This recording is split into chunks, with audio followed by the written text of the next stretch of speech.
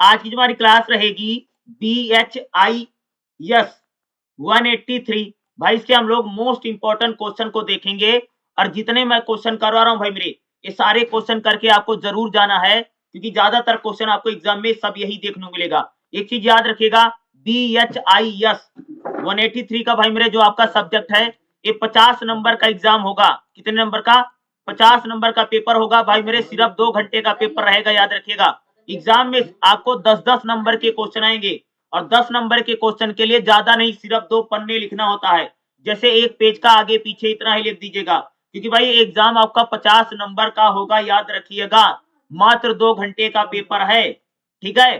और इसमें जितने क्वेश्चन मैं बता रहा हूं भाई मेरे, आपको बहुत ज्यादा लिखना नहीं है, क्योंकि 50 नंबर का पेपर है। क्वेश्चन भाई मेरे 10-10 नंबर के होते हैं और 50 में से भाई मेरे 18 नंबर पाने वाला पास होगा। तो देखिएगा, पहला क्वेश्चन हमारा क्या रहेगा भाई? पहला क्वेश्चन क्या है? भारत में शिल्प के ऐतिहासिक विकास को बताओ। कि भाई भारत में जो शिल्प का विकास हुआ है, शिल्प समझते हो भाई मेरे? जैसे जो कारीगरी का काम होता भाई मेरे, उसी को शिल्प बोला जाता है। जैसे भाई कांच का काम कोई करता है, कोई लकड़ी का काम करता है, ठीक है, कोई लोहे का काम करता है, भाई इसी को भाई बोला जाता है शिल्प उत्पादन। क्या है? भारत में भाई मेरे शिल्प का विकास कैसे हुआ, शिल्प उत्पादन कैसे कैसे आगे बढ़ा। जैसे भाई बांस की हम टोकरी वोकरी बनाते हैं, ठीक है, लोहे का हम लोग भाई मेरे बहुत सारा सामान बनाते हैं, मिट्टी के बर्तन बनाए जाते हैं, ठीक है, लकड़ी के भाई दरवाजे, उसका भी बहुत ज्यादा शिल्प का काम होता है। कांच वाला भी शिल्प का काम होता है भाई मेरे, पत्थर में भी शिल्प का काम होता है। तो जो शिल्प कला है, शिल्प का जो विकास है भाई मेरे, वो भारत में कैसे हुआ देखिएगा। तो भाई देखिएगा, भारत में शिल्प का ऐतिहासिक विकास कैसे हुआ।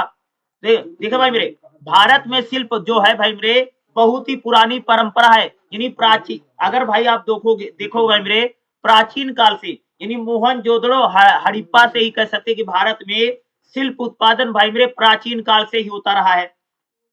भारत में भाई जो शिल्प का उत्पादन है, उसमें बहुत ज्यादा विविधता और सतता विकसित होने लगी है। भारत न केवल शिल्प की आर्थिक गतिविधि, बल्कि जो भाई हमारे यहाँ का शिल्प है, उसमें सामाजिक, सांस्कृतिक और धार्मिक जीवन भी कर सकते भाई मेरे जुड़ा हुआ है। अरे शिल्प का काम भाई मेरे यही होता है, जैसे कारीगरी का काम है, जैसे लोहे की कारीगरी है, मिट्टी का जो काम होता है, जो कुम्हार बनाते भाई, बर्तन बनाते, घड़े वड़े बनाते हैं, जो लकड़ी में भाई कारीगरी होती है, यही तो भाई शिल्प का इसी को बोलते हैं। जैसे भाई बांस होता है, तो बांस की भाई हम लोग टोकरी वोकरी बनाते हैं, यही भाई मेरे होता पूरा शिल्प का काम। तो भाई किस प्रकार से भारत में शिल्प का विकास हुआ है देखिएगा। प्रागैतिहासिक काल में भाई जिस समय मानव जंगलों में रहता था, उस समय भाई शिल्प का काम क्या करता था। जैसे भाई पत्थर के औजार बनाए जाते थे, हड्डी के औजार बनाए जाते थे, लकड़ी के औजार बनाए जाते थे। यानी कह सकते हैं कि जो पाषाण काल है, अगर आप देखो भाई मेरे, जो पाषाण काल है, जिस युग में भाई मेरे मानव जंगलों में रह करके निवास करता था, उस समय भाई अगर आप देखोगे तो भाई जो शिल्प का काम क्या होता था, जिसे भाई पत्थर के औजार बनाए जाते थे, हड्डी के औजार बनाए जाते थे और लकड़ी का औजार बनाया जाता था। भाई अगर पाषाण काल की बात करूं, जिसको हम लोग भाई मेरे प्रागैतिहासिक काल कहते हैं, इस समय भाई हथियार जो थे या जो शिकार उकार जो किया जाते हैं, यहाँ पर मिट्टी के बर्तन खास तौर से शिल्प का काम होता था। जिसे अगर आप लोग भाई देखोगे, भीमबेटका जो भाई मेरे कह सकते हो कि हड़प्पा सभ्यता की एक पुरानी सभ्यता भीमबेटका है, वहां की गुफाओं में अगर आप देखे भाई मेरे, हमको चित्रकला का भी शिल्प देखने को मिलता है। और भाई कैसे पत्थर के औजार, हड्डी के औजार और लकड़ियों के औजार भाई हम लोगों को बनाए मिलते हैं। इस प्रकार का शिल्प का काम भाई कह सकते पाषाण काल में हो रहा था। भाई सिंधु घाटी सभ्यता में भाई मेरे शिल्प का काम कैसे हुआ। भाई मेरे अगली जो हमारी सभ्यता रही, जैसे आगे बढ़ी सिंधु घाटी सभ्यता। भाई सिंधु घाटी जो सभ्यता थी, जिसको हम लोग भाई मेरे हड़प्पा सभ्यता बोलते हैं, वहां तो कह सकते भाई शिल्प का काम तो भाई मेरे बहुत ज्यादा होता था। जैसे सिंधु घाटी सभ्यता की अगर बात करूं, तो यहाँ पर मिट्टी के बर्तन बनाए जाते थे, जिसको भाई हम लोग बोलते हैं मृदभांड। भाई जो सिंधु घाटी सभ्यता है, यानी जो भाई हमारी हड़प्पा सभ्यता है, वहां पर तो भाई मेरे मिट्टी के बर्तन बनाए जाते थे, मृदभांड बनाए, ये शिल्प का काम होता था। जिसे भाई वहां पर मोहरे बनती, जिसको हम भाई सील बोलते हैं। धातु का भी बहुत सारा काम होता था ना, जिसे कांसे की नर्तकी की मूर्ति मिली है, तो भाई हमको पता चलता भाई मेरे सिंधु घाटी सभ्यता में कांसा, यानी जो कांसा धातु होता है, इससे भाई मेरे शिल्प का काम बहुत ज्यादा होता था। जिसे भाई सिंधु घाटी सभ्यता में मनके बनाए जाते थे। मनके मतलब समझते हो, जिसे मोतियां मोतियां होती, माला वाला बनाई जाती, भाई मनके बनाए जाते थे, आभूषण बनाए जाते थे, सूती कपड़ों का भी उत्पादन शिल्प का काम भाई कह सकते सिंधु घाटी सभ्यता में हो रहा था। शिल्प उत्पादन में कह सकते भाई जो सिंधु घाटी सभ्यता है ये बहुत विशेषज्ञ है। काफी कह सकते शिल्प का काम भाई मेरे सिंधु घाटी सभ्यता में हो रहा था। भाई अगली हमारा वैदिक काल में, भाई वैदिक काल में और ऋग वैदिक काल में भाई मेरे शिल्प का काम किस प्रकार से आगे बढ़ा और वैदिक सभ्यता में भाई मेरे शिल्प का काम कैसे रहा। भाई देखेगा जो वैदिक सभ्यता है यहाँ पर शिल्प का काम भाई कारीगरी तो बहुत ज्यादा होती थी। यहाँ तो कह सकते भाई सिंधु घाटी जो सभ्यता है जिसको लोग सिंधु घाटी सभ्यता के बाद भाई मेरे जो वैदिक सभ्यता आई है, जो वैदिक काल है या जो कह सकते भाई जिसको हम ऋग वैदिक काल बोलते हैं, इस समय भाई कह सकते कारीगरी का काम, यानी जो कारीगरी है, जो कारीगरी का काम है बहुत ज्यादा होता था। जिसे लोहे के औजार भाई कह सकते हो भाई मेरे वैदिक काल में बनने लग गए थे। लोहे के अगर आप देखोगे तो लोहे का हल बनने लग गया था, लोहे का फावड़ा, कुदाली, इस प्रकार की चीजें बनने लग गई थी। युद्ध के मैदान में देखोगे तो लोहे के तीर, कमान, धनुष बाण भाई मेरे लोहे का बनने लग गया था। तो कह सकते वैदिक जो काल है उस समय भाई शिल्प का काम काफी अच्छा होता था। वैदिक काल में जैसे कपड़े की बुनाई होने लग गई थी, शिल्प का काम हो रहा था। बढ़ई गिरी यानी कह सकते इस समय जो बढ़ई है, लकड़ी का भी काफी काम भाई हो रहा था वैदिक काल में शिल्प के रूप में। चमड़ा उत्पादन, भाई चमड़े का काम कह सकते हो भाई मेरे शिल्प का उत्पादन, जैसे जूते उते बनाना, चमड़े की चीजें बनाना, थैला वैला भाई पहले चमड़े का बनता था। तो चमड़े का जो शिल्प का काम है वह कैसे भाई वैदिक काल में शुरू हो गया था। भाई मेरे जो वैदिक काल है इस समय कैसे भाई शिल्प का काम बहुत जाति व्यवस्था धीरे भाई अलग अलग जातियों में शिल्प का काम होता था। भाई जैसे बढ़ई है वह क्या करेगा, लकड़ी का काम करेगा। भाई जैसे अगर आप देखोगे बढ़ई लकड़ी का काम करता था। कुम्हार जाति के लोग जो होते थे वो मिट्टी के बर्तन वर्तन बनाते थे। भाई जो लुहार जाति के लोग होते थे वो लोहे का शिल्प उत्पादन करते थे। तो इस प्रकार से कह सकते भाई जो वैदिक सभ्यता थी वहां पर जो शिल्प का काम है यानी जो कारीगरी का काम है वह भाई मेरे जाति के आधार पर धीरे धीरे बटने लग गया था, जो शिल्प का काम हो रहा था। मौर्य काल भाई और उत्तर मौर्य काल में बात करें, भाई मौर्य काल में अगर आप देखोगे तो राज्य आ गया था। मौर्य काल में कह सकते कि एक राज्य की स्थापना हो गई थी। तो भाई मौर्य काल में अगर हम शिल्प का काम देखें तो यहाँ पर स्तंभ कला, बड़े बड़े स्तंभ बनाए जाते थे, मूर्ति कला, और भाई चीजों को पोलिश किया जाता था। तो मौर्य काल में कह सकते भाई पत्थरों पर पोलिश भी किया जाने लगा। तो कह सकते मौर्य काल में भाई जो जो शिल्प का उत्पादन है वो बहुत तेजी से आगे कह सकते बढ़ा। अर्थशास्त्र जो भाई मेरे कौटिल्य ने जी ने किताब लिख रखी है उसमें बताते हैं कि भाई मौर्य काल में शिल्प का काम बहुत तेजी से होने लग गया था। जहां पर हम इसको यानी शिल्प का जो संघ होता था उसको भाई श्रेणियों के नाम से भी कह सकते यहाँ पर जाना जा रहा था। भाई गुप्त काल में, अरे भाई गुप्त काल को तो भाई मेरे भारत में स्वर्ण काल बोला जाता है। और भाई गुप्त काल में कह सकते भाई जो शिल्प का काम है तो बहुत ज्यादा होता था। और भाई शिल्प उत्पादन कह सकते गुप्त काल में तो स्वर्णिम काल रहा। भाई अगर मैं गुप्त काल की बात करूं तो गुप्त काल में भाई मेरे मूर्ति कला बहुत ज्यादा शिल्प के रूप में, जिसे भगवान बुद्ध को लेकर के या हिंदू मूर्तियां भाई मेरे कह सकते गुप्त काल में खूब बनी। धातु का उत्पादन, जिसे महरौली का भाई स्तंभ बनता। भाई अगर आप दिल्ली में देखोगे तो महरौली में भाई स्तंभ बना हुआ ना जिसमें जंग नहीं लगता है।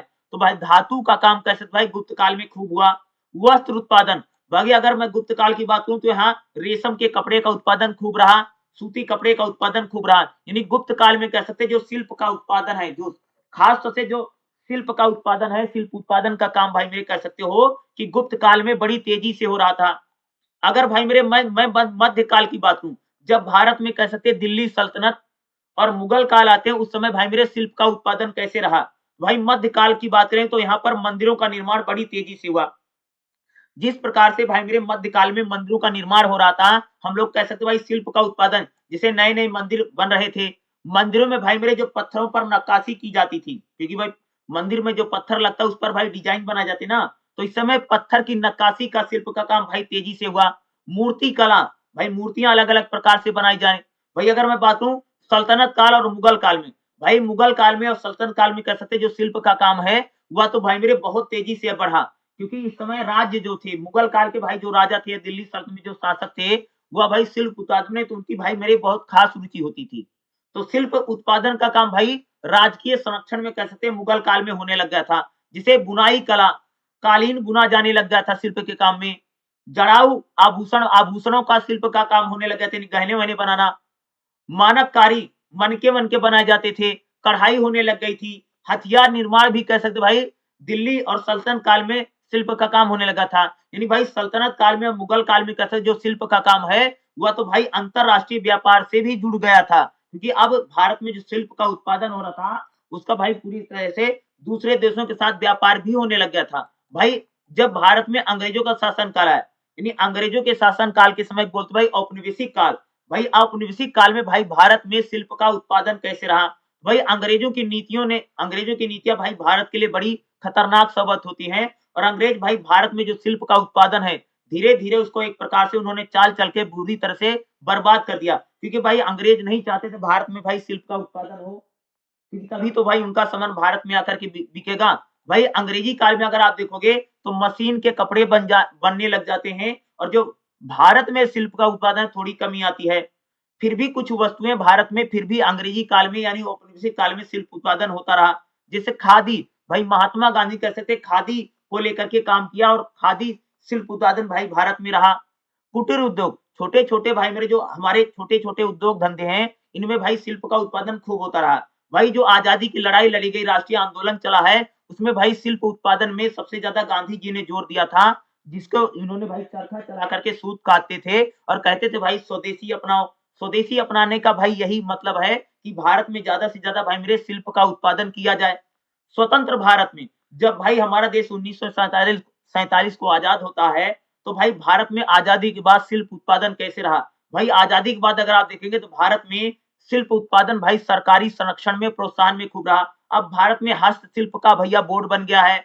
अब तो भाई हस्तशिल्प को लेकर के बड़े बड़े केंद्र बन गए हैं, मेले लगने लग गए हैं, प्रदर्शनियां लगने के लिए। भाई अब भारत में जो शिल्प का उत्पादन है हमारी सभ्यता संस्कृति, अब भाई तो भारत में शिल्प उत्पादन है वह हमारे बड़े रोजगार से जुड़ चुका है। भाई इसका निष्कर्ष कैसे लिखोगे? भारत में शिल्प उत्पादन का जो विकास है वह सामाजिक जरूरतों यानी आवश्यकताओं, राज्य संरक्षण और तकनीकी के साथ शुरू हुआ।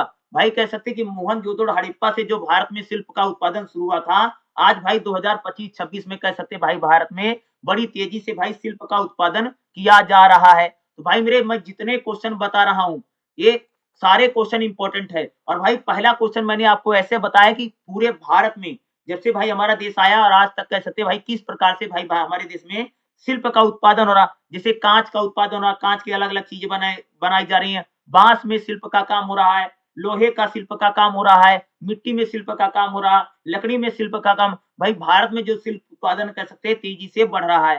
ठीक है, चलिए भाई अगला क्वेश्चन देखते हैं जो नेक्स्ट क्वेश्चन है। अगला हमारा क्वेश्चन क्या रहेगा? दूसरा क्वेश्चन दिखेगा स्वदेशी, स्वबोध और स्वराज के बीच भाई हमको अंतर बताने हैं। यानी भाई मेरे स्वदेशी क्या होता है, स्वबोध क्या होता है और स्वराज क्या होता है। देखिएगा भारतीय राष्ट्रीय आंदोलन में भाई मेरे स्वदेशी, अरे स्वदेशी तो भाई यही होता ना कि भाई अपने देश में जो भी चीजें बन रही हैं उसी चीजों को भैया यूज करना है, इसको भाई बोलते हैं स्वदेशी। भाई अपने देश में जो कुछ बन रहा है वही यूज करना है, वही प्रयोग करना है, स्वदेशी। स्वबोध क्या होता है? यानी अपना ज्ञान, नॉलेज, स्वबोध। और स्वराज क्या है? भाई अपनी ही सरकार हो, अपना ही शासन हो, इसको भाई बोलते हैं स्वराज। ये तीनों अवधारणाएं भाई कह सकते हैं भारतीय राष्ट्रीय आंदोलन में रही। ये केवल राजनीतिक नारा नहीं था, बल्कि भारतीय समाज की आर्थिक, सांस्कृतिक और नैतिक पुनर्निर्माण है। भाई स्वदेशी क्या है?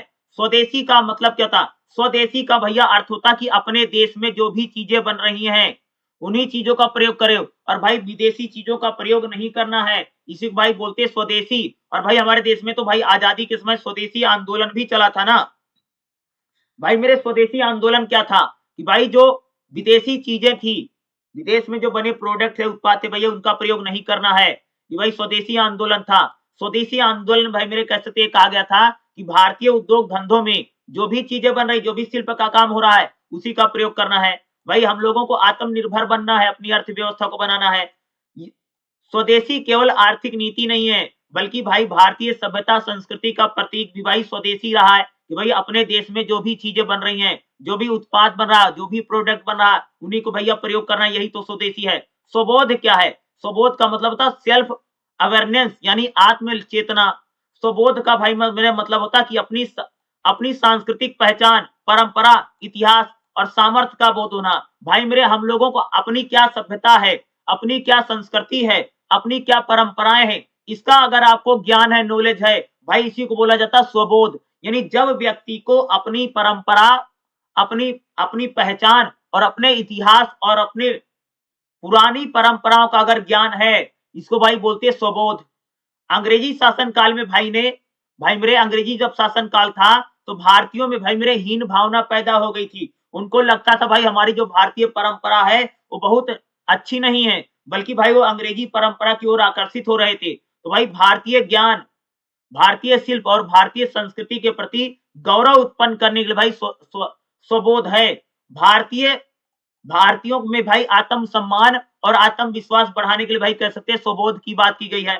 स्वदेशी आंदोलन ने भाई मेरे स्वदेश को जागृत करने में कह सकते भाई सबसे बड़ी भूमिका निभाई है। स्वबोध क्या है? अरे भाई स्वबोध का मतलब होता है कि अपनी सांस्कृतिक परंपरा, अपने रीति रिवाजों की भाई पहचानना और उनका ज्ञान होना भाई स्वबोध है।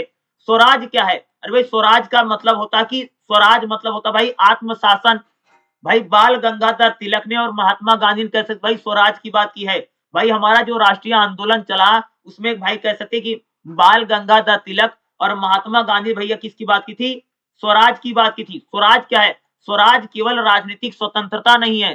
स्वराज मतलब भाई होता कि अपने देश में अपना शासन होना। भाई क्योंकि अंग्रेजी शासन काल में भाई हमारा देश तो गुलाम था ना, तो भाई अपने देश पर किसका शासन था भाई मेरे? अंग्रेजों का शासन था। इस समय कैसे भाई गांधी ने बोला था स्वराज हो, यानी अपना शासन हो। स्वराज क्या है? नैतिकता, सामाजिकता, आर्थिक आत्मनिर्भरता। भाई हम लोगों को आर्थिक रूप से आत्मनिर्भर होना है, सामाजिक रूप से आत्मनिर्भर होना है। यही तो भाई स्वराज है। स्वराज तभी संभव है भैया, स्वराज तभी आएगा जब भारतीय समाज आत्मनिर्भर बनेगा।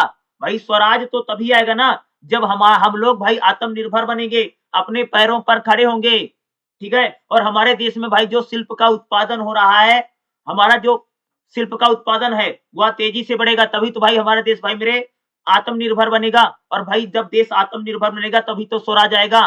भाई अगर मैं बात करूं स्वदेशी स्वराज, स्वदेशी स्वराज और स्वबोध के बीच भाई बहुत बड़ा अंतर है।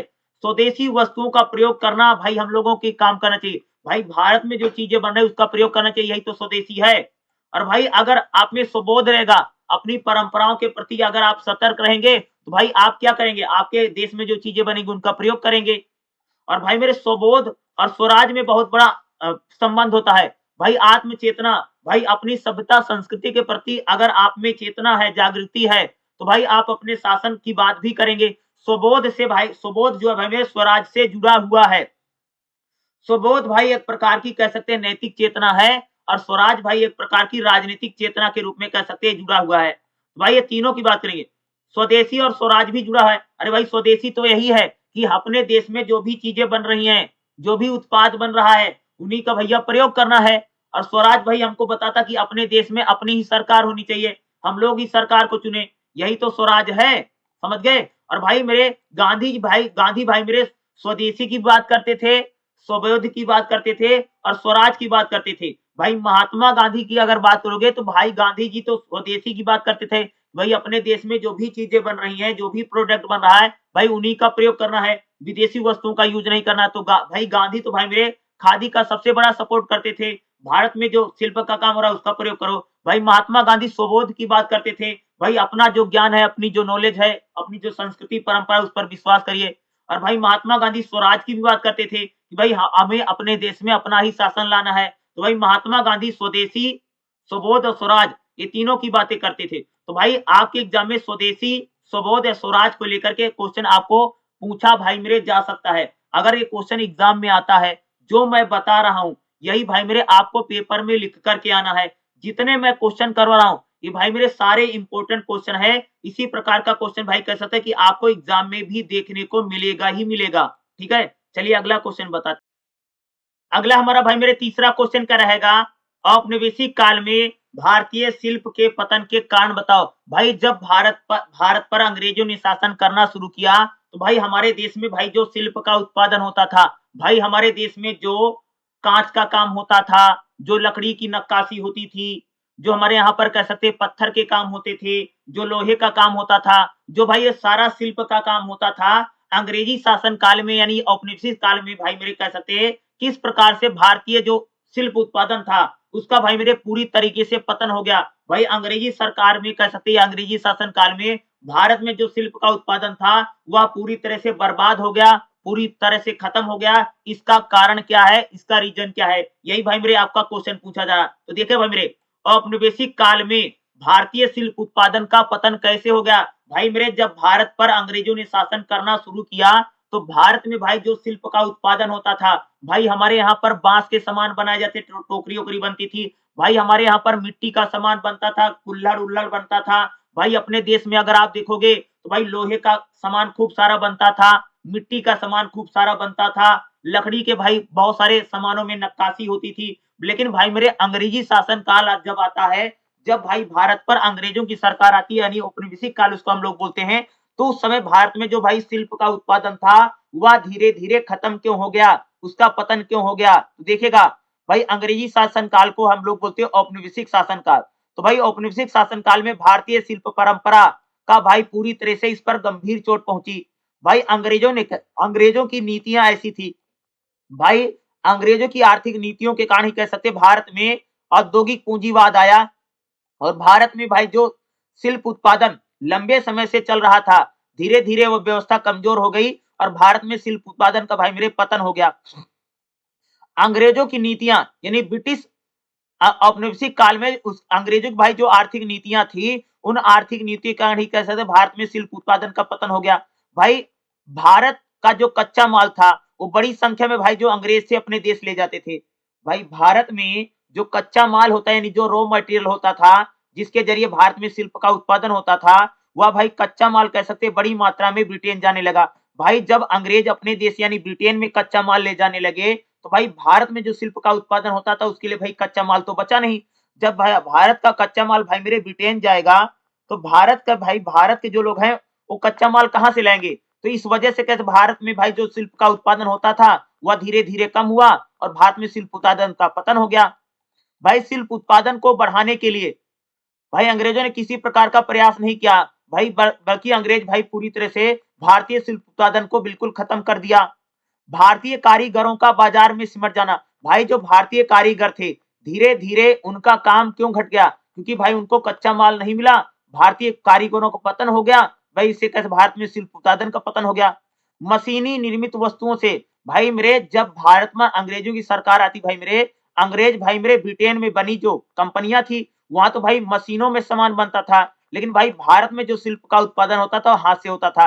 अरे भाई मशीन में जो चीजें बनती थी उसका रेट सस्ता होता था और भारत में भाई जो शिल्प का उत्पादन होता था वह तो हाथ से होता था। तो भाई अंग्रेजों के हाथ से यानी ब्रिटेन में भाई मेरे जो सामान बन करके भारत में बिकने आता था वह सस्ता होता था और भारत में भाई मेरे जो सामान बनता था शिल्प का सामान बनता था कुछ भी तो कह लीजिए वो महंगा होता था। तो भाई भारतीय लोग मशीनों का बना सस्ता सामान खरीद लेते थे और भाई भारतीय जो सामान बनता था थोड़ा महंगा था क्योंकि हाथ से बनाया जाता था।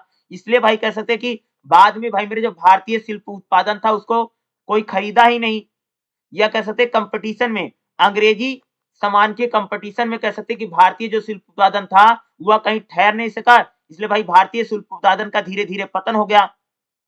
भाई मेरे भारतीय जो शिल्प उत्पादन हो रहा था हाथ से बनता था, महंगा था और उसका उत्पादन भी धीमे हो रहा था और भाई इसके फलस्वरूप अगर आप देखोगे अंग्रेज भाई मेरे कह सकते बड़ी मात्रा में ब्रिटेन के बने जो भी सामान थे वह भाई मेरे भारत में आकर के बिक रहे थे। क्या भाई मेरे ब्रिटेन के बने जो भी उत्पाद थे वो बड़ी मात्रा में भारत में आकर के बिक रहा था और धीरे धीरे भाई भारतीय लोगों ने कह लीजिए भाई अंग्रेजी जो ब्रिटेन का बना सामान था उसका खरीदना शुरू कर दिया। भारत में जो सामान बनता था लोगों ने उसको नहीं खरीदा, इसलिए भाई कह सकते भारत में शिल्प उत्पादन का पतन हो गया। असमान कर व्यवस्था, भाई भारतीय जो कारीगर थे उन पर भारी टैक्स लगाया जाता था, लेकिन भाई जो अंग्रेजों की वस्तुएं होती थी उन पर कम से कम टैक्स लगता था। तो भारतीय जो सामान होते थे भाई बहुत महंगा हो जाता था, इसलिए उसको लोग खरीदते नहीं थे। लेकिन भाई जो अंग्रेजों की वस्तुएं होती थी उस पर टैक्स कम था, भाई उनका सामान खरीद लेते थे। भाई कह सकते अंग्रेजों ने एक प्रकार से बहुत बड़ी सातिर चाल चली, क्योंकि वो चाहते भाई भारतीय जो कारीगरी का काम है, भारत में जो शिल्प उत्पादन का काम है, अंग्रेजों ने भाई जानबूझ करके भारतीय शिल्प उत्पादन को पूरी तरह से बर्बाद कर दिया ताकि भाई अंग्रेजी यानी ब्रिटेन में बने जो सामान है वो भारत में आकर के बिक सके। राज संरक्षण का अंत हो जाना, भाई मुगल काल में और दिल्ली सल्तनत में देखोगे तो भारत में जो शिल्प का उत्पादन होता था इसको राजकीय संरक्षण मिला। राजाओं का सपोर्ट भाई मिला।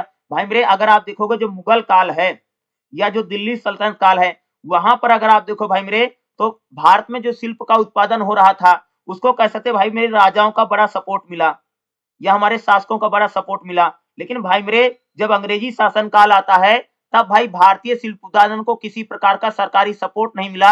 इसलिए कह सकते हैं अंग्रेजी शासन काल में भाई मेरे जो शिल्प उत्पादन था उसका भाई मेरे धीरे धीरे क्या हो गया भाई मेरे, पतन हो गया। क्या हो गया? उसका धीरे धीरे कह सकते हैं शिल्प उत्पादन का हम लोगों को यहाँ पर पतन होता हुआ दिखाई पड़ता है। समझ गए? अगला देखिए भाई पांचवा क्या है रहेगा, पारंपरिक शिल्प संगठन का विघटन हो जाना। भाई भारत में जो शिल्प उत्पादन को लेकर के जो श्रेणियां बनी थी, जो ग्रुप बने थे, जो कारीगर समुदाय बने थे, अंग्रेजी शासन काल में धीरे धीरे वह टूटने लगे। भारत में जो शिल्प को लेकर के बड़ा उत्पादन होता था, सामूहिक उत्पादन होता था, धीरे धीरे कम हो गया। भारत में शिल्प उत्पादन को लेकर के जो ट्रेनिंग होती थी अंग्रेजी शासन काल में भाई मेरे वह कम होने लगी। इस वजह से कह सकते भाई भारत में शिल्प का जो उत्पादन था वह धीरे धीरे खत्म हो गया। कच्चे माल की कमी, भाई भारत में जो कच्चा माल होता था वो सारा ब्रिटेन चला जाता था। भाई भारत में तो कच्चा माल था ही नहीं, इस वजह से कह सकते भाई मेरे भारत में शिल्प उत्पादन का पतन हो गया। भारत का भाई जो कच्चा माल था यानी जैसे कपास था, रेशम था, नील था, इसको भाई अंग्रेज भाई ब्रिटेन भेज देते थे। तो भाई भारतीय कारीगरों को कच्चा माल तो मिल ही नहीं पाता था। और भाई मेरे भारतीय कारीगरों को जो कच्चा माल मिलता था वह बहुत महंगा था, बहुत घटिया था, उसकी क्वालिटी खराब थी। भाई अच्छा जो सामान था कच्चा माल वो तो सारा ब्रिटेन चला जाता था। भारतीय कारीगरों को भाई किसी प्रकार का कच्चा माल मिल नहीं पाया। इस वजह से कहते हैं भारत में जो शिल्प का उत्पादन था भाई अंग्रेजी काल में, औपनिवेशिक काल में जो भारत में शिल्प का उत्पादन था उसका पतन हो गया। परिवहन और संचार का पक्षपात, भाई अंग्रेज भाई मेरे कह सकते अपने सामान को तो बंदरगाहों से रेल से उसको बेचते थे, लेकिन भाई भारतीय जो शिल्प का सामान होता था अंग्रेजों ने भाई मेरे, अंग्रेजी सरकार ने उसको सपोर्ट नहीं किया, बल्कि अंग्रेज भाई अपनी वस्तुओं को ज्यादा बेचते थे, भारतीय शिल्प को ज्यादा महत्व नहीं देते थे। तो अंग्रेजों की नीतियां इतनी खराब थी भाई मेरे कह सकते हैं, उन्होंने इतनी खातिर चाल चली कि भारतीय शिल्प उत्पादन का पूरी तरह से भाई समाप्त हो गया। क्यों कर दिया?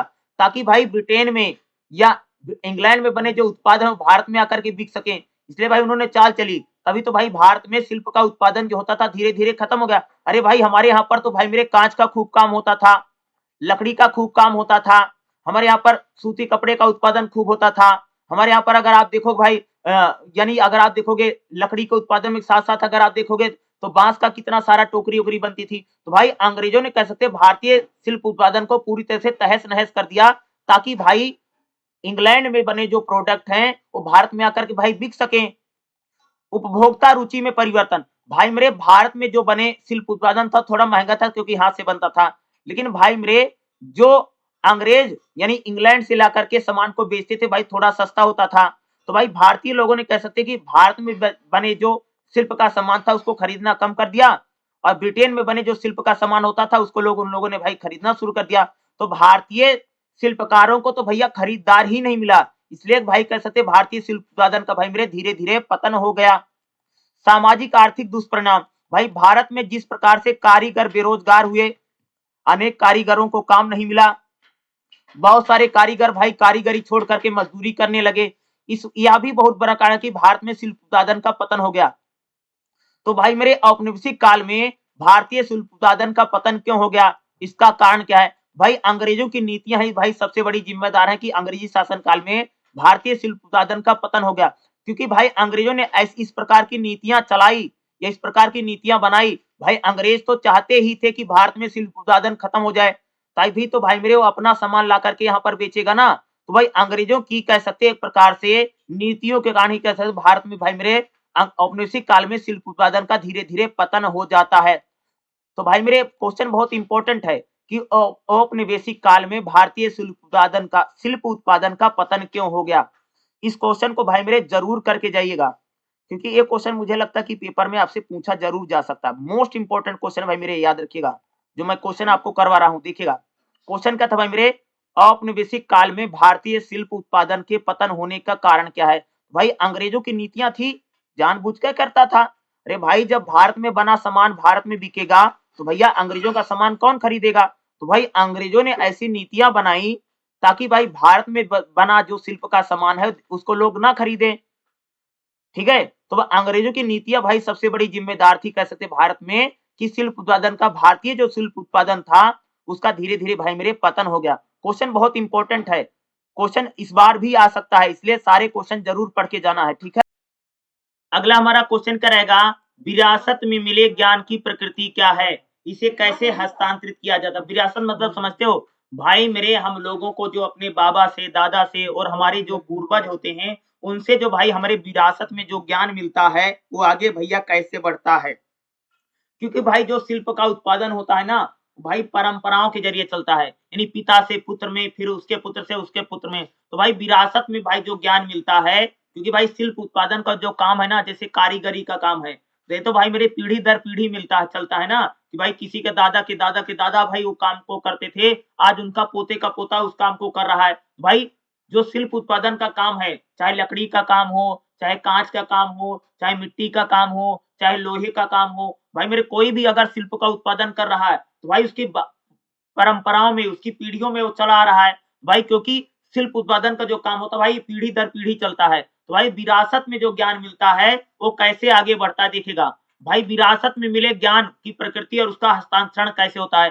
भाई विरासत में मिला ज्ञान क्या है, वह एक बौद्धिक और व्यवहारिक अनुभव है जो किसी समाज को अपने पूर्वजों से मिलता है। भाई मेरे वह ज्ञान जो पीढ़ी दर पीढ़ी चलता है उसे भाई हम बोलते हैं विरासत में मिला ज्ञान। भाई मेरे यह ज्ञान जो है भारतीय परंपरा और समाज में बहुत पहले से है। भाई भारत में शिल्प का ज्ञान, कृषि का ज्ञान, चिकित्सा का ज्ञान, वास्तुकला का ज्ञान, ये तो भाई हमारे यहाँ पर पीढ़ी दर पीढ़ी चलता है ना। विरासत में मिले ज्ञान की प्रकृति क्या है, सामूहिक और सामुदायिक स्वभाव। भाई हम लोगों को विरासत में जो हमारे पूर्वजों से भाई मेरे जो ज्ञान मिलता है वह कोई व्यक्तिगत ज्ञान नहीं है, बल्कि भाई मेरे सामूहिक ज्ञान होता है, सबको मिलता है। भाई मेरे भारत में जो ज्ञान है वह किसी जाति समुदाय या क्षेत्र से नहीं, बल्कि जैसे भारत में जो ज्ञान है, जैसे बुनकरों का ज्ञान है, अरे भाई जो बुनकर हैं जो कपड़ा बुनते हैं भैया वो बुनकरों को सभी ज्ञान होता है, चाहे जितने बुनकर हैं।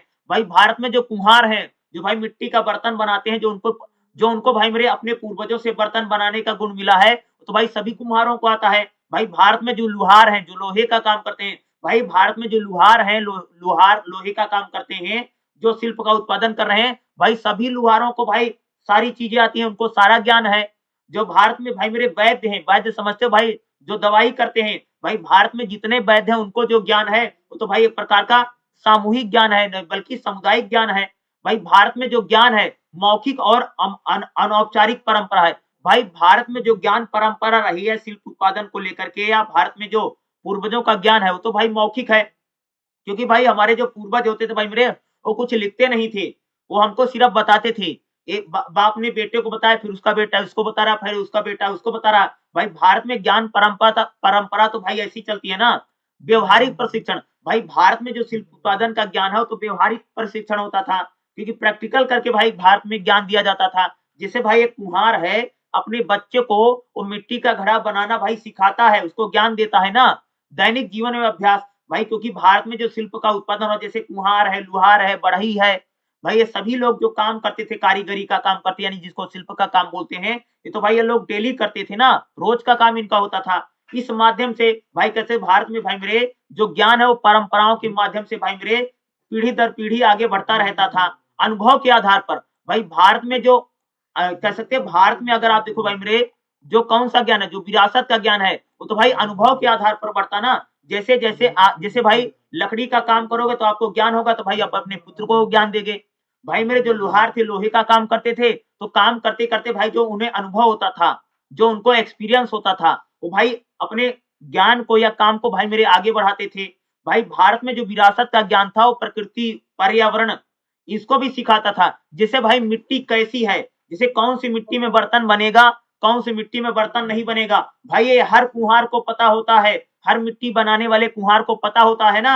ये किस कहाँ से भाई ज्ञान मिलता है, ये अनुभव के आधार पर, और भैया विरासत में हमारे पूर्वजों से, दादाओं बाबाओं से मिलता है। यही तो भाई विरासत का ज्ञान है जो शिल्प में सबसे ज्यादा भाई मेरे यूज होता है ना। भाई अगला स्थानीय और पर्यावरणीय ज्ञान, भाई जो विरासत का ज्ञान होता है वो हमारे जो आसपास के जो संसाधन है, आसपास की जो परिस्थितियां हैं, वहां से भाई विरासत में हमको ज्ञान मिलता है ना। भाई जो प्राकृतिक संतुलन और सतत विकास को भी बताता है ना। भाई हमको जो विरासत का ज्ञान मिलता है वो हमारी संस्कृति सभ्यता का भी प्रतीक है। जैसे भाई अगर आप देखेंगे हमको जो विरासत में ज्ञान मिलता है वो धार्मिक ज्ञान हो सकता है, सामाजिक मूल्यों का ज्ञान हो सकता है, नैतिक अनुशासन का ज्ञान हो सकता है। तो भाई हम लोगों को जो विरासत में ज्ञान मिलता है, जो हमें दादाओं बाबाओं से पीढ़ी दर पीढ़ी भाई मेरे शिल्पकारों को मिल रहा है, लकड़ी का काम करने वाले बढ़ई को मिल रहा है या जिसको भी मिल रहा है, तो भाई विरासत का जो ज्ञान है भाई वो हमारी सभ्यता संस्कृति का भाई सबसे बड़ा आयाम है ना। भाई विरासत का जो ज्ञान है ये भाई मेरे पीढ़ी दर पीढ़ी बढ़ता ना। जिसे परिवार में भाई जैसे पिता को पता है ज्ञान, तो भाई पिता से पुत्र में, फिर उसके पुत्र से उसके पुत्र में भाई विरासत को ज्ञान तो भाई परिवार और जाति के भीतर चलता रहता ना। भाई जैसे परिवार के भीतर भाई ज्ञान पीढ़ी दर पीढ़ी चलता है, इसी प्रकार से भाई विरासत का ज्ञान हमारे यहाँ पर हस्तांतरण होता ना, पीढ़ी दर पीढ़ी आगे बढ़ता है। गुरु शिष्य परंपरा से भाई, गुरु शिष्य परंपरा भी ऐसी एक परंपरा है जिसके जरिए कह सकते भाई विरासत का जो ज्ञान है वह धीरे धीरे आगे बढ़ता रहता है। भाई गुरु अपने शिष्य को सिखाता है, फिर वह शिष्य जो होता है वो अपने शिष्य को सिखाता है। भाई इसी प्रकार से अगर आप देखें भाई हमारे भारत में विरासत का जो ज्ञान है, जो शिल्प उत्पादन भाई सबसे बड़ा यूज होता है, विरासत का ज्ञान भाई मेरे धीरे धीरे हस्तांतरण होता है गुरु शिष्य परंपरा के जरिए, या पीढ़ी दर पीढ़ी भाई कह सकते विरासत का जो ज्ञान है जो हमको घर परिवारों में अपने बाप दादा से मिलता है, वो भाई पीढ़ी दर पीढ़ी गुरु शिष्य परंपरा में तो भाई मेरे आगे बढ़ता ही रहता है। कार्यस्थल पर भाई आप जहां नौकरी करते हैं वहां पर भी आपको भाई विरासत में कोई बहुत सारा ज्ञान मिल सकता है। तो कहीं जहां आप सीखने जाते हैं वहां भाई विरासत का काम धीरे धीरे आगे बढ़ता है। सामाजिक और सांस्कृतिक माध्यम से भाई हमारे यहाँ पर जो मेले लगते हैं, जो उत्सव होता है, जो धार्मिक अनुष्ठान होता है, भाई यहाँ पर भी भाई विरासत का जो ज्ञान है धीरे धीरे आगे बढ़ता ना। जैसे ज्ञान ज्ञान को लेकर के जो मेले लगते हैं, जो धार्मिक अनुष्ठान होता है, यहाँ या इसके जरिए भी भाई कह सकते हो हमारा जो विरासत का ज्ञान है भाई धीरे धीरे आगे बढ़ता है ना। तो भाई मेरे आधुनिक परंपरा में भाई आज जब से भाई मेरे डिजिटल हो गया, भाई आज तो ऑनलाइन का जमाना है, आज तो भैया इंटरनेट का जमाना है, तो भाई आज कह सकते विरासत का ज्ञान ज्ञान है भाई मेरे वो ट्रेनिंग के जरिए, विश्वविद्यालय के जरिए डिजिटल हो गया है। आज तो भाई विरासत का भाई मेरे जो ज्ञान है वो परंपराओं के जरिए, जो हमारी परंपराएं वो तो ऑनलाइन प्लेटफॉर्म के जरिए, सोशल मीडिया के जरिए विरासत का जो ज्ञान है, जो ज्ञान भाई हमारे बाप दादाओं को नॉलेज था, वह ज्ञान भाई पीढ़ी दर पीढ़ी आज तो ऑनलाइन प्लेटफॉर्म के जरिए भाई मेरे बढ़ ही रहा विरासत ज्ञान, उसका हस्तांतरण तो भाई बड़ी संख्या में हो रहा ना। तो भाई मेरे क्वेश्चन बड़ा इंपॉर्टेंट है। कौन सा क्वेश्चन भाई? विरासत का ज्ञान भाई मेरे पीढ़ी दर पीढ़ी कैसे बढ़ता है, इसका हस्तांतरण कैसे होता है। क्योंकि भाई शिल्प उत्पादन में अगर आप देखेंगे तो भाई विरासत का जो ज्ञान है इसकी भाई बहुत बड़ा महत्व है। क्योंकि भाई लुहार है, सुनार है, बढ़ई है, जो भी भाई मेरे शिल्प उत्पादन का काम करते भाई, इसका काम तो भाई पीढ़ी दर पीढ़ी चलता है ना। पिता से पुत्र में धीरे धीरे भाई विरासत का ज्ञान बढ़ता, भाई जो शिल्प उत्पादन का काम होता है। तो भाई विरासत में मिला ज्ञान भारतीय समाज में प्रकृति बताना है, और भाई जो विरासत का ज्ञान होता है जिसका हस्तांतरण कैसे होता है, ये पीढ़ी दर पीढ़ी आगे कैसे बढ़ता है भाई मेरे, इस प्रकार का क्वेश्चन भाई मेरे आपको एग्जाम में देखने को मिलेगा ही मिलेगा। तो भाई मेरे मैं जितने क्वेश्चन करवा रहा हूँ, जितने क्वेश्चन बता रहा हूँ, ये सारे क्वेश्चन भाई मेरे आपको एग्जाम में करके जाना ही जाना है। अगला जो हमारा क्वेश्चन करेगा, किसी एक प्रमुख शिल्पकार की उपलब्धि की चर्चा करो भाई मेरे। कोई भाई मेरे एक जो प्रमुख शिल्पकार है होता है, जो शिल्प का काम करता है, उसके बारे में बताना। देखिएगा भाई मेरे हम एक प्रमुख शिल्पकार के बारे में पढ़ेंगे जिसका नाम है भाई मेरे नंदलाल बोस और उनकी उपलब्धि। ठीक है भाई मेरे, नंदलाल बोस क्या है भाई मेरे, एक बहुत बड़े शिल्पकार हुए हैं भारत में भाई मेरे। नंदलाल बोस जो भाई मेरे, इनका भाई मेरे जन्म 1882 में हुआ था, मृत्यु 1996 में हुई है। भारत के महान कलाकार थे भाई मेरे, जिन्होंने भारतीय शिल्प, लोक कला और भारतीय परंपरा या विरासत को आगे बढ़ाया है। वह न केवल चित्रकार थे भाई, नंदलाल बोस क्या बहुत बड़ा चित्रकार थे, बहुत बड़े पेंटर थे भाई मेरे, बल्कि भारतीय परंपरा में शिल्प के सबसे बड़े प्रवर्तक थे भाई मेरे नंदलाल बोस। भारतीय शिल्प परंपरा का भाई गहरा जुड़ाव है। भाई जो नंदलाल बोस थे उन्होंने अपनी कला की प्रेरणा की बात की है। भाई जो नंदलाल बोस थे भाई, इन्होंने अजंता की गुफाओं का चित्रकला की है। लोक जीवन और जनजातियों में भाई इन्होंने शिल्प को आगे बढ़ाया है। मूर्ति कला, मंदिर मूर्ति कला की शुरुआत करने वाले भाई कौन थे भारत में? वो नंदलाल बोस थे। इन्होंने यह सिद्ध किया कि भारतीय शिल्प परंपरा को, यानी विदेशों की जो शिल्प परंपरा है उससे कहीं पर भी कम नहीं है। भाई जो भारतीय शिल्प परंपरा है वह विदेशी शिल्प परंपरा से कहीं भी कम नहीं है। ये बात भाई किसने बोला? नंदलाल बोस ने साबित किया। शांति निकेतन और शिल्प शिक्षा में योगदान दिया। भाई जो नंदलाल बोस थे उन्होंने रविंद्रनाथ टैगोर द्वारा शांति निकेतन का भाई जो भवन था उसकी कलाकारी की है। नंदलाल बोस ने भाई स्थानीय कलाकारों और शिल्पकारों को सम्मान दिलवाया। भाई नंदलाल बोस ने मिट्टी हो, लकड़ी हो, कपड़ा हो, प्राकृतिक रंग हो, इनको बढ़ावा देने में शिल्प का काम किया। नंदलाल बोस ने भाई शिक्षा को पुस्तकीय न बना करके, शिक्षा को और ज्ञान को पुस्तकों में न बना करके बल्कि भाई मेरे नंदलाल बोस जी ने अनुभव और श्रम पर आधारित भाई ज्ञान को बनाया।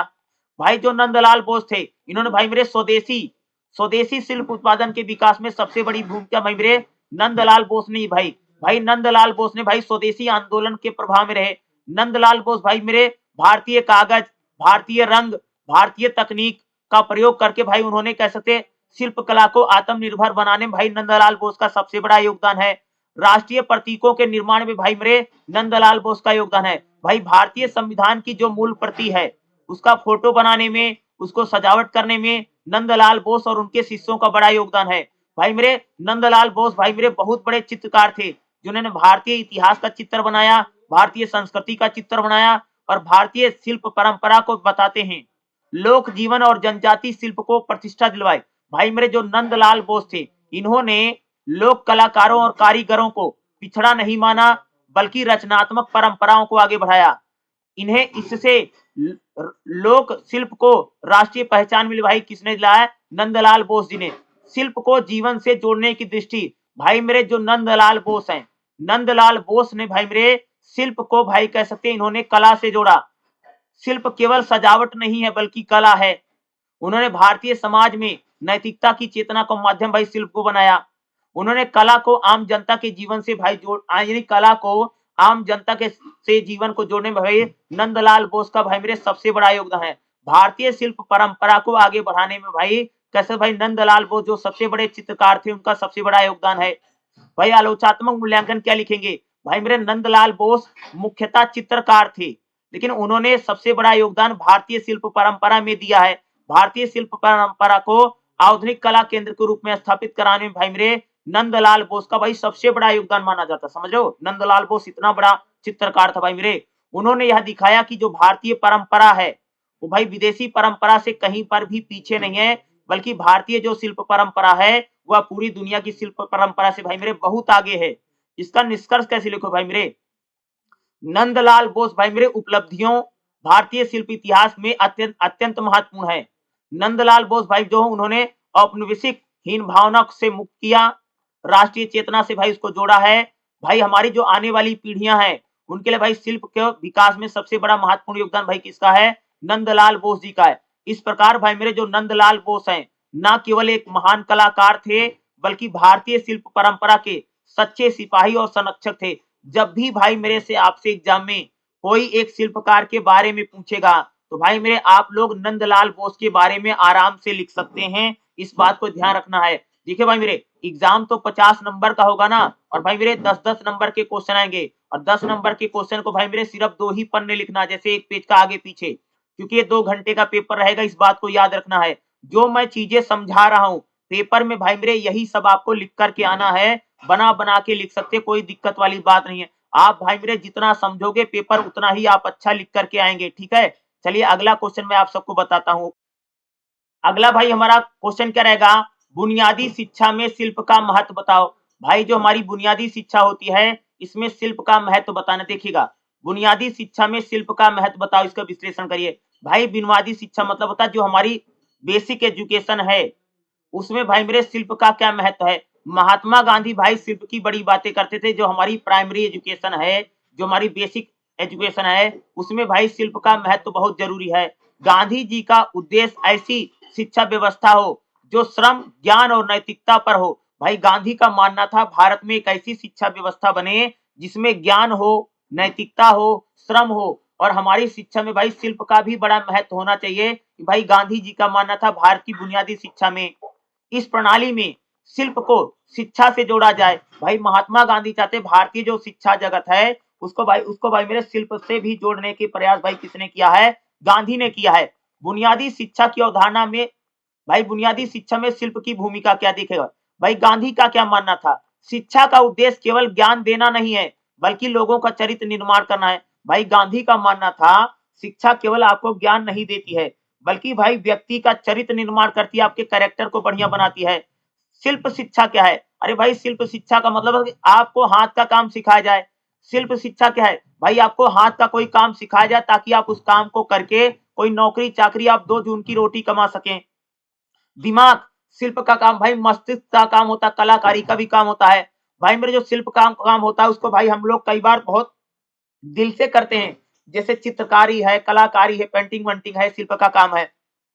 तो भाई शिल्प का जो काम है वो हमारे हाथ से जुड़ा हुआ है, हमारे मस्तिष्क से जुड़ा हुआ है और हमारे हृदय से जुड़ा है। इसलिए भाई जो शिल्प का काम है, शिल्प के काम में जैसे कताई है, बुनाई है, कुम्हार का काम है, बढ़ई का काम है, ये भाई जो शिल्प का काम है इसको भाई हमें शिक्षा से जोड़ना बहुत ज्यादा जरूरी है।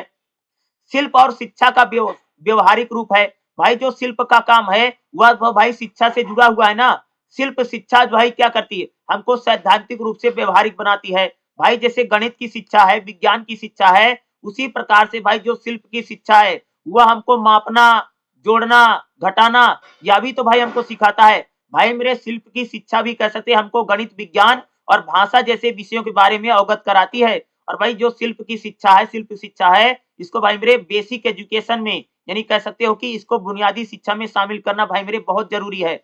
श्रम की गरिमा, भाई जो शिल्प की शिक्षा है वो हमको बताती है कि भाई हमें श्रम करना चाहिए, हमें मेहनत करनी चाहिए और हमें भाई मेरे खुद से ही अपनी रोजी रोटी कमानी चाहिए। यह भाई हमें शिल्प की शिक्षा बताती है। हमें भाई श्रम का यानी मेहनत का सम्मान करना चाहिए। भाई हमें काम करके पैसा कमाना चाहिए और हमें काम करके अपने पैसे कमा करके हमें अपना जीवन यापन करना चाहिए। भाई हमें शिल्प की शिक्षा बताती है। आत्मनिर्भरता, भाई जो शिल्प की शिक्षा है वो हमको बताती भाई हम लोगों को आत्मनिर्भर बनना चाहिए, हमको अपने पैरों पर खड़ा होना चाहिए। शिल्प की शिक्षा जो है भाई मेरे कह सकते हो हमको बताती है कि भाई हमको आत्मनिर्भर अपने पैरों पर खड़ा होइए। शिक्षा को जीवन से जोड़ने का भाई कौन काम करता है? शिल्प शिक्षा करती है, जिसमें आपको अलग अलग चीजें हाथ हाथ का काम जो सिखाया जाता है भाई यही शिल्प शिक्षा है। ठीक है। सामाजिक और नैतिक महत्व, भाई जो हमारी शिल्प शिक्षा है इसका हमारा सामाजिक महत्व बहुत ज्यादा है। शिल्प शिक्षा को शिक्षा में शामिल करने से क्या होगा? भाई हमारे यहाँ पर जाति के आधार पर जो भेदभाव है वो कम होगा। समाज में भाई बराबरी आएगी शिल्प शिक्षा को अगर मूल्य ये शिक्षा में बढ़ाया जाएगा। नैतिक और चरित्र निर्माण, भाई जो शिल्प की शिक्षा है यह लोगों में भाई धैर्य, अनुशासन, सहयोग जैसे गुणों का विकास करेगी। भाई मेरे जो शिल्प की शिक्षा है यह लोगों में नैतिकता का, धर्म का, अनुशासन का भी निर्माण करेगी। भाई कौन करेगी? शिल्प शिक्षा। ठीक है। इसको भाई बेसिक एजुकेशन में शामिल होने की जरूरत है। सांस्कृतिक और राष्ट्रीय महत्व, भाई शिल्प शिक्षा का कह सकते हो कि सांस्कृतिक और राष्ट्रीय महत्व भी है।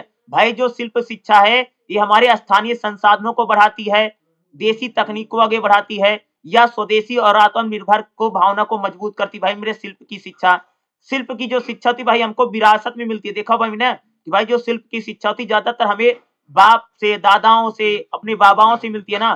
भाई जो शिल्प शिक्षा या एक प्रकार का पारंपरिक ज्ञान है जो हमारी पीढ़ी दर पीढ़ी परंपराओं में चलता है, हमारी संस्कृति को आगे बढ़ाता है। भाई जो शिल्प शिक्षा है तो भाई मेरी पीढ़ी दर पीढ़ी चलती है ना, हमारी परंपरा का। भाई जो शिल्प शिक्षा है भाई आज अगर आप देखोगे तो भारत सरकार की तरफ से कौशल विकास केंद्र की स्थापना की गई है। दूसरा अगर आप लोग देखोगे भाई हमारे यहाँ पर जो नई शिक्षा नीति आई 2020 में, इसमें भाई शिल्प के काम को बहुत ज्यादा महत्व मिला है। भाई निष्कर्ष क्या है? भाई बुनियादी शिक्षा में हमें भाई मेरे शिल्प शिक्षा को शामिल करना बहुत जरूरी है क्योंकि आज शिक्षा की भाई ये जरूरत है। भाई तभी बच्चों को तो भाई रोजी रोजगार नौकरी मिलेगी क्योंकि भाई मेरे शिल्प शिक्षा का बहुत ज्यादा उपयोग है क्योंकि यही आपको रोजी रोटी कमाने का जरिया बनाएगी। इसमें आपको नैतिकता और आपको आत्मनिर्भर भैया कौन बनाएगी? शिल्प शिक्षा बनाएगी। तो भाई बुनियादी शिक्षा यानी बेसिक एजुकेशन में शिल्प शिक्षा को शामिल करना और बच्चों को भाई शुरू से ही शिल्प शिक्षा के बारे में जागरूक करना भाई सबसे बड़ी जरूरत है। और बेसिक एजुकेशन में यानी बुनियादी शिक्षा में शिल्प शिक्षा को शामिल करना ही चाहिए। भाई ये भी हमारे देश के लिए और हमारे समाज के लिए भाई मेरे बहुत अच्छा रहेगा। ठीक है। चलिए अगला क्वेश्चन देखते हैं। अगला भाई हमारा क्वेश्चन क्या रहेगा? जो नेक्स्ट क्वेश्चन मैं बताने जा रहा हूं देखिए क्या रहेगा। भारतीय शिल्प परंपरा क्या है और भाई पाश्चात्य शिल्प परंपरा क्या है? तो पाश्चात्य मतलब भैया विदेशी। भैया विदेशों में भाई शिल्प का उत्पादन कैसा और यहाँ शिल्प कैसा है और भारतीय शिल्प परंपरा क्या देखिएगा। तो भाई मेरे भारतीय शिल्प परंपरा और पाश्चात्य यानी विदेशी शिल्प परंपरा में भाई मेरे अंतर बताना। ठीक है। तो देखिएगा भारतीय और पाश्चात्य शिल्प परंपरा अपने दृष्टिकोण में, उद्देश्य में, तकनीकी में भाई मेरे इसमें बहुत सारा अंतर हम लोगों को देखने को मिलता है। तो भाई देखिएगा, जो भाई मेरे भारतीय शिल्प परंपरा देखिएगा, तो भाई भारतीय जो शिल्प परंपरा है बहुत ज़्यादा आध्यात्मिक है और धर्म से जुड़ी हुई है। भाई मेरे जो भारतीय शिल्प परंपरा है, यह धर्म से और पूजा-पाठ से और धर्म से बहुत ज़्यादा जुड़ी हुई है। जो भाई मेरे भारतीय शिल्प परंपरा है, यह साधना और सेवा को मानती है। भाई भारतीय शिल्प परंपरा साधना की बात करती है और सेवा का बात करती है। भाई जो भारतीय शिल्प परंपरा है, इसमें अध्यात्म का बहुत ज़्यादा भाव है, धर्म का बहुत ज़्यादा भाव है भारतीय शिल्प परंपरा में। लेकिन भाई जो विदेशी शिल्प परंपरा यानी जो पाश्चात्य शिल्प परंपरा है, ये बहुत ज़्यादा भौतिकवादी यानी चीज़ों को भोगिए, यूज़ करिए, सुख-सुविधा वाली भाई बातें बहुत करती है पाश्चात्य शिल्प परंपरा। भाई जो पाश्चात्य शिल्प परंपरा है, यह शिल्प को भाई केवल रोजगार के रूप में समझती है। भाई उसको बना करके ज़्यादा जैसे बेच लो, ज़्यादा पैसे कमा लो, कि भाई पाश्चात्य शिल्प परंपरा जो है, वो सेवा भावना को नहीं मानती है। वो सिर्फ शिल्प का उत्पादन करके ज़्यादा भैया मुनाफ़ा कमा लो, पैसा कमा लो, यही जानती है। भाई जो भारतीय शिल्प परंपरा देखिएगा, भारतीय जो शिल्प परंपरा भाई मेरे धार्मिक है, धर्म से जुड़ी हुई है, समाज से जुड़ी है और हमारे समुदाय से जुड़ी हुई है। जो भाई मेरे भारतीय शिल्प परंपरा है, इसका बहुत ज़्यादा उपयोग है। इसमें बहुत ज़्यादा सुंदरता है भारतीय शिल्प परंपरा में। लेकिन भाई जो पाश्चात्य शिल्प परंपरा यानी जो विदेशी शिल्प परंपरा है, इसमें सुंदरता बहुत ज़्यादा सुंदरता का भाव है, यथार्थवादी बहुत ज़्यादा रियल है, लेकिन इसमें व्यक्तिगत पहचान पर अधिक जोर है भाई मेरे। यानी जो पाश्चात्य शिल्प परंपरा है, इसमें व्यक्तिगत पहचान पर ज़्यादा जोर है भाई विदेशी शिल्प परंपरा पर। भाई जो विदेशी शिल्प परंपरा है, इसको कला के लिए इसको सिर्फ कला समझा जाता है, इसको केवल धार्मिक, सामाजिक इससे कोई लेना-देना भाई मेरे नहीं है। भाई जो भारतीय शिल्प परंपरा है, इसमें जो भारतीय शिल्पकार होता है, यह भाई सामूहिक परंपरा है। भाई भारतीय जो शिल्प परंपरा भाई इसमें सभी लोग मिल-जुल करके किसी काम को करते हैं, शिल्प उत्पादन को आगे बढ़ाते हैं। जो भाई भारतीय शिल्प परंपरा है, इसमें ये किसी व्यक्ति के नाम पर नहीं चलती है, बल्कि परंपराओं पर चलती है। लेकिन भाई जो पाश्चात्य शिल्प परंपरा है, यह भाई बहुत ज़्यादा व्यक्तिगत है। यह भाई किसी व्यक्ति के नाम पर, किसी अकेले व्यक्ति की पहचान पर भाई मेरे विदेशी शिल्प यानी पाश्चात्य शिल्प परंपरा चलती है। इसमें भाई कलाकारों की बहुत ज़्यादा स्वतंत्रता है भाई मेरे। यानी जो पाश्चात्य शिल्प परंपरा है, इसमें भैया कलाकार को बहुत ज़्यादा छूट है। लेकिन जो भारतीय शिल्प परंपरा है, ये बहुत ज़्यादा सामूहिक है, ठीक है? अगर तकनीक की बात करें, तो भाई जो भारतीय शिल्प परंपरा है, इसमें गुरु शिष्य परंपरा है कि भारतीय शिल्प जो परंपरा भाई गुरुओं के ज़रिए आगे बढ़ती है, हमारे पूर्वजों के ज़रिए और पीढ़ी दर पीढ़ी भाई कौन बढ़ती भाई भारतीय शिल्प परंपरा। भाई जो भारतीय शिल्प परंपरा इसमें हाथ से ज़्यादा काम होता है, ज़्यादातर हाथ से कम हम लोग काम करते हैं। जो भाई मेरे भारतीय शिल्प परंपरा है, ये परंपराओं के ज़रिए आगे बढ़ती है। लेकिन भाई मेरे जो पाश्चात्य शिल्प परंपरा है, यह भाई मेरे बहुत ज़्यादा पढ़ाई-लिखाई से जुड़ी एकेडमिक है, या भाई मेरे वैज्ञानिक तकनीक पर आधारित भाई पाश्चात्य शिल्प परंपरा। इसमें यंत्र का प्रयोग होता है, इसमें बहुत ज़्यादा मशीनों का बहुत ज़्यादा प्रयोग भाई मेरे किसमें किया जाता है, पाश्चात्य शिल्प परंपरा में। भाई मेरे अगर बात करें, जो भाई भारतीय शिल्प परंपरा है, ये प्रकृति के साथ जुड़ी हुई है, नेचर के साथ भैया जुड़ी कौन है, भारतीय शिल्प परंपरा। लेकिन भाई मेरे जो पाश्चात्य शिल्प परंपरा है, इसका प्रकृति के साथ कोई जोड़ नहीं है। ये सिर्फ भाई उद्योग धंधों से ज़्यादा पैसे कमाना, मशीनों का प्रयोग करके भाई शिल्प का उत्पादन करना ही क्या है, पाश्चात्य शिल्प परंपरा का मेन उद्देश्य है। अब देखिए भूमिका, भाई जो भारतीय शिल्प परंपरा है, इसका हमारे जीवन में बहुत ज़्यादा यूज़ है। भारतीय शिल्प परंपरा का हमारा डेली लाइफ में बहुत ज़्यादा यूज़ है। हमारे सभ्यता समाज में भाई इसका बहुत ज़्यादा यूज़ है भारतीय शिल्प परंपरा का। लेकिन भाई मेरे जो पाश्चात्य शिल्प परंपरा है, इसका भाई संग्रहालय में, बाज़ार में, मार्केट में दिखाने में इसका ज़्यादा यूज़ है भाई विदेशी शिल्प परंपरा का है, जिसको बोलते हैं पाश्चात्य शिल्प परंपरा। जो भाई पाश्चात्य शिल्प परंपरा है, ये भाई अमीर वर्गों के लिए ज़्यादातर यूज़फुल है, जिसमें उनकी सुंदरता के लिए चीज़ें बनाई जाती हैं। लेकिन भाई जो भारतीय शिल्प परंपरा कह सकते हो, ये प्राचीन काल से चली आ रही है, जिसमें धर्म का, राजाओं का बड़ा संरक्षण है। लेकिन भाई जो विदेशी शिल्प परंपरा यानी जो पाश्चात्य शिल्प परंपरा है, यह भाई मेरे कह सकते हैं 18वीं 19वीं शताब्दी में भाई मेरे विदेशी शिल्प परंपरा शुरू हुई है। जो भाई खास तौर से कह सकते हो, जब बड़े-बड़े औद्योगिक क्रांति हुई है, वहीं से कहते भाई विदेशी शिल्प परंपरा यानी पाश्चात्य शिल्प परंपरा आगे बढ़ी है। तो भाई एग्जाम में क्वेश्चन जरूर पूछेगा, भारतीय शिल्प परंपरा और पाश्चात्य यानी विदेशी शिल्प परंपरा में भाई क्या अंतर है? ये क्वेश्चन बहुत इंपॉर्टेंट है। जैसे यहाँ पर टेबल बना करके बता रखा ना, तो आप लोग एग्जाम में भाई मेरे टेबल भी बना करके जरूर लिख सकते हैं, क्योंकि क्वेश्चन बहुत इंपॉर्टेंट है। तो भाई भारतीय शिल्प परंपरा क्या है, ये क्वेश्चन है, तब भी आपको इसको लिख सकते हैं जब भाई एग्जाम में पूछे पाश्चात्य शिल्प परंपरा क्या है, तब भी आप इसको लिख सकते हैं। और अगर दोनों में अंतर आता है कि भाई मेरे पास भारतीय शिल्प परंपरा क्या है और भाई मेरे पाश्चात्य शिल्प परंपरा क्या है, तब भी आप इस क्वेश्चन को लिख सकते हैं।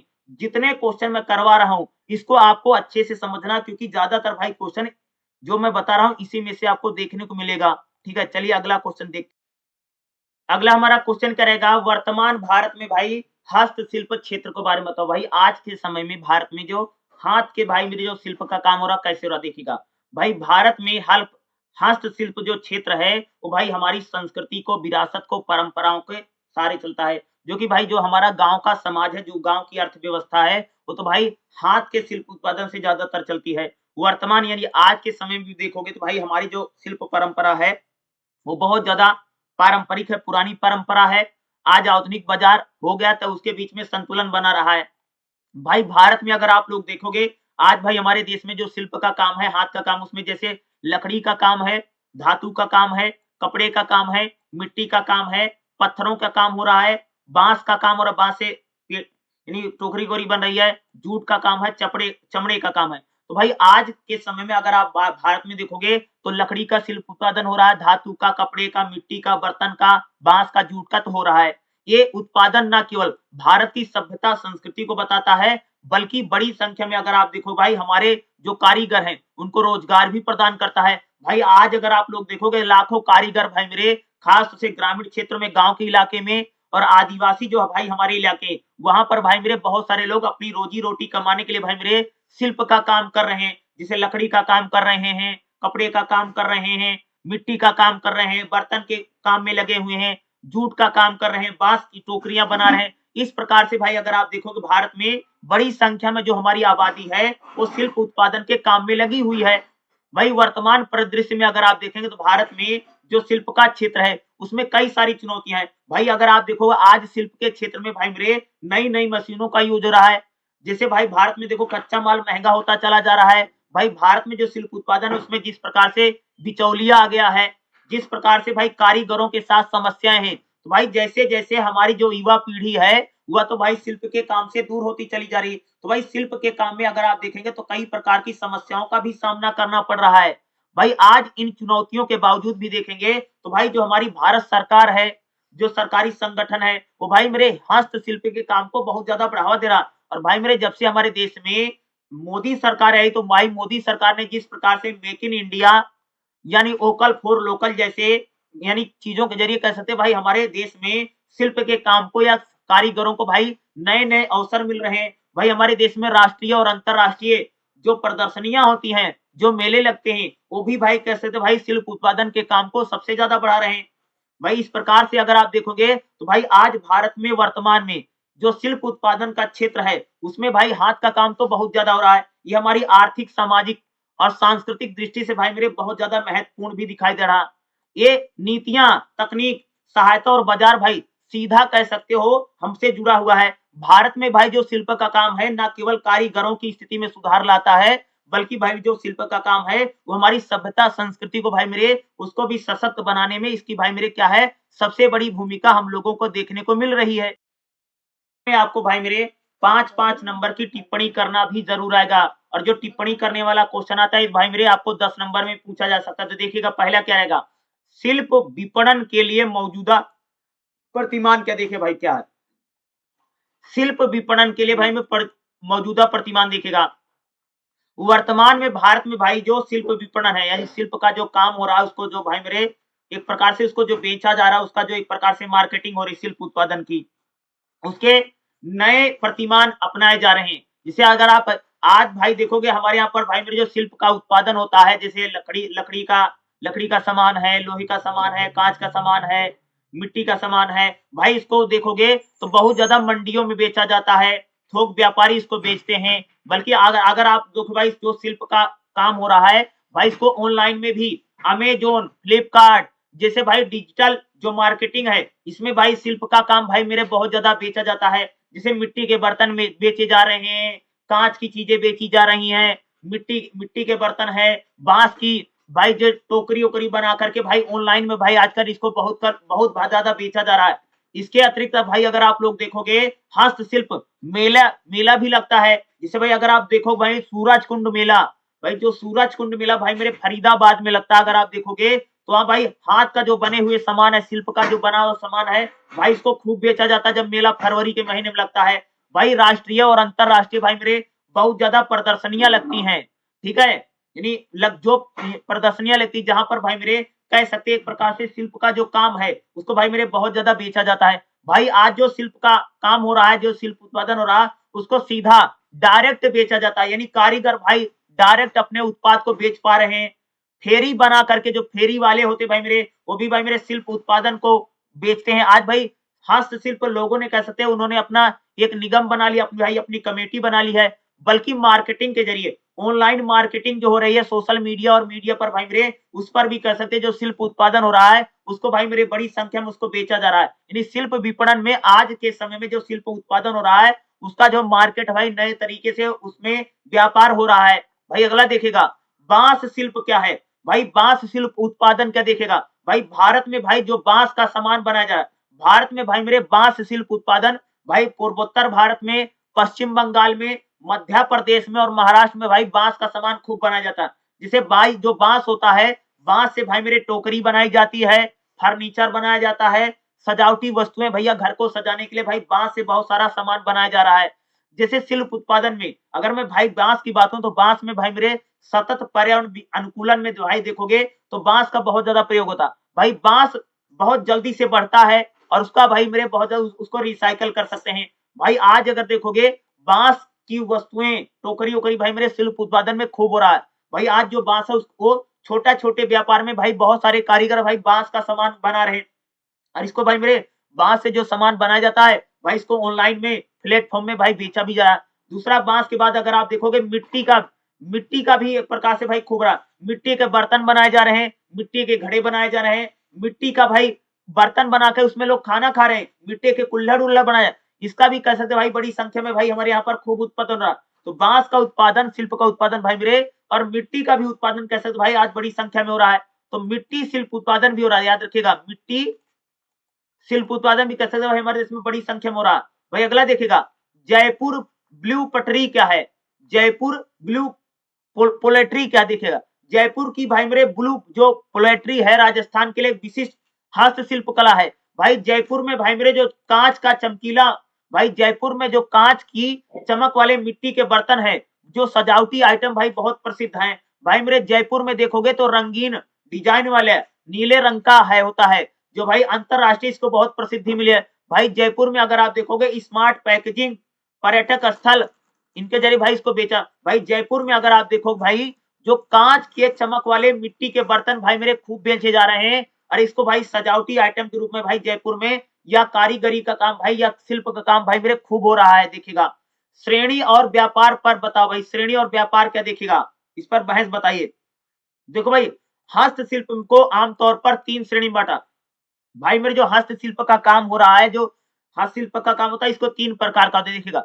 पारंपरिक शिल्प क्या है, जैसे ब्लू पोट्री, बांस का उत्पादन और कढ़ाई उढ़ाई भाई कहता है पारंपरिक हस्तशिल्प ज्ञान है। भाई आधुनिक हस्तशिल्प ज्ञान क्या है, जिसे पारंपरिक जो शिल्प ज्ञान है उसमें डिजाइन ला करके भाई मेरे जो हम लोग काम करते हैं भाई मेरे आधुनिक या फ्यूनर शिल्प ज्ञान होता है। भाई कलात्मक शिल्प ज्ञान क्या है, ज्यादातर भाई जो अंतरराष्ट्रीय बाजार होते हैं वहां पर भाई मेरे जो शिल्प का सामान बिक रहा है उसको भाई हम लोग बोलते हैं कलात्मक सजावटी शिल्प ज्ञान। भाई यही यानी जो शिल्प का ज्ञान शिल्प उत्पादन है भाई इसकी 3 श्रेणी है, पारंपरिक शिल्प उत्पादन, आधुनिक शिल्प उत्पादन और कलात्मक और सजावटी शिल्प उत्पादन। याद रखिएगा श्रेणी वाला क्वेश्चन भाई मेरे आपको बड़े क्वेश्चन में भी पूछा जा सकता है, व्यापार वाला क्वेश्चन भी। तो व्यापार पर बताइएगा भाई जो आजकल जो शिल्प का उत्पादन हो रहा है इसको भाई बड़ी संख्या में इसकी गुणवत्ता के आधार पर इसमें सांस्कृतिक महत्व है, इसमें भाई मुनाफा खूब है, इसको बेचा जा रहा है शिल्प उत्पादन में। आज जो आधुनिक बाजार है उसके मांग के आधार पर अगर आप देखोगे शिल्प का उत्पादन भाई डिजाइन के आधार पर और उसमें बहुत ज्यादा कढ़ाई वढ़ाई डिजाइन विजाइन भैया खूब बनाया जा रहा है। अंतरराष्ट्रीय बाजारों में देखोगे भाई मेरे जो शिल्प का सामान है इसमें भाई बहुत ज्यादा नकली सामान भी बेचा जाता है। देखते हैं भाई असली के नाम पर भैया नकली चीजें भाई मेरे खूब बिक रही है शिल्प उत्पादन के नाम पर, जिसमें आजकल कैसे भाई बिचौलियों का भी खतरा भाई मेरे बहुत ज्यादा बढ़ा जाता है। भाई अगला क्वेश्चन देखिएगा बिहार की सुजानी कढ़ाई क्या है। भाई बिहार में कपड़ों पर एक कढ़ाई की जाती है, शिल्प उत्पादन ये बहुत बड़ा है। बिहार में भाई सुजानी कढ़ाई होती है। भाई देखिएगा, सुजानी कढ़ाई भाई एक पारंपरिक हाथ से बनने वाले कपड़े की कढ़ाई है, जो कि बिहार में खास तौर से मझौली और पटना जिले में होती है। भाई ये बिहार में भाई जो सुजानी कढ़ाई की जाती है, या बिहार के भैया मझौली और पटना जिले में होती है। जैसे भैया बेड शीट, अरे भैया जो बेड पर चद्दर नहीं बिछाई जाती, बेड शीट पर भाई मेरे कढ़ाई की जाती है, कुकुन कवर पर कढ़ाई की जाती है, पर्दे पर भैया कढ़ाई की जाती है, और सजावटी जो कपड़े होते हैं उस पर कढ़ाई की जाती है।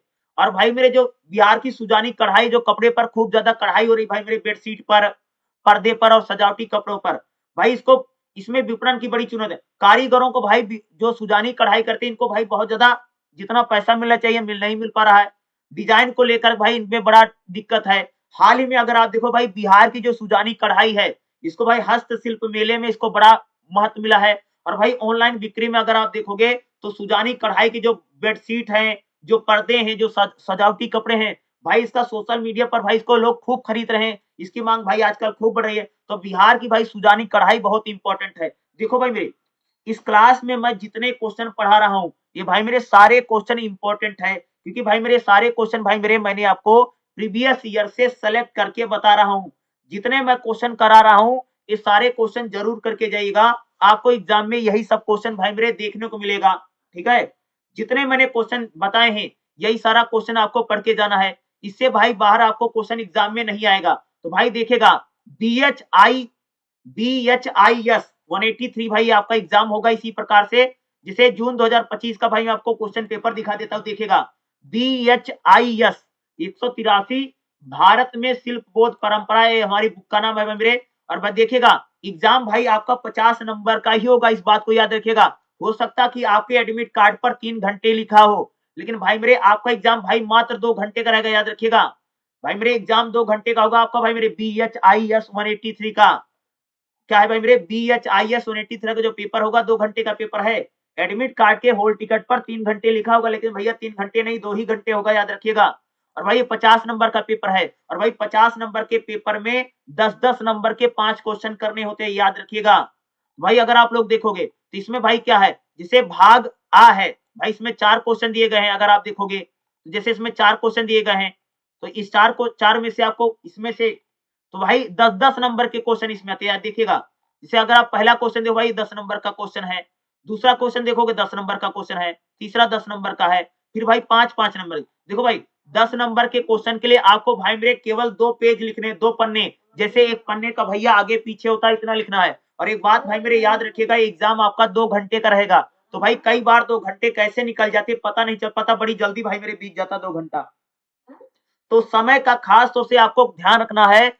10 नंबर के क्वेश्चन के लिए भाई मेरे 2 पेज यानी एक पन्ना, एक पेज का आगे पीछे इतना लिख दीजिए। और भाई जो 5 नंबर का क्वेश्चन होता है, भाई अगर जैसे चौथा क्वेश्चन है लिखा लिखा निम्नलिखित में से किन्हीं 2 पर टिप्पणी करनी है। भाई इन चारों में से अगर कोई आपको 2 लिखना है तो भाई आप लिख सकते हो। और 5-5 नंबर के 5 नंबर के लिए भाई खाली एक पन्ना लिखना, जैसे एक पेज का एक साइड इतना लिख दीजिएगा। तो भाई याद रखिएगा जैसे इसमें क्वेश्चन पेपर में दिखा रहा हूँ सेम इसी प्रकार को एग्जाम में भाई मेरे आपको 8 क्वेश्चन देखने को मिलेगा, याद रखिएगा। एग्जाम में कितने क्वेश्चन आएंगे भाई मेरे 8 क्वेश्चन आएगा। 8 में से भाई मेरे हम लोगों को 5 क्वेश्चन करने। अरे भाई कुम्हार क्या होता है भाई, कुम्हार आपको अरे भाई मिट्टी के जो घड़े बनाते हैं उन्हीं को भाई बोलते हैं कुम्हार। तो भाई अगर देखो आज भाई मिट्टी के काम में भाई बहुत ज्यादा शिल्प उत्पादन हो रहा है, तो पता ही होगा।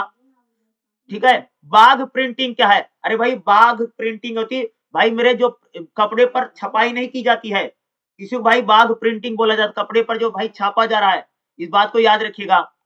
जैसे नीलमा देवी कौन, नीलमणि देवी कौन है, अरे भाई नीलमणि देवी जो है शिल्प उत्पादन में भाई इनका बहुत बड़ा नाम है। मौखिक परंपरा तो भाई मैंने बता दिया कि खास तौर से अगर आप देखो भाई प्राचीन काल में अगर आप देखोगे हमारे यहाँ पर भाई जो शिल्प उत्पादन होता था वह पीढ़ी दर पीढ़ी मौखिक परंपरा में बढ़ता था, क्योंकि भाई हमारे यहाँ पर कोई किताब उताब तो शिल्प उत्पादन पर लिखी नहीं जाती थी।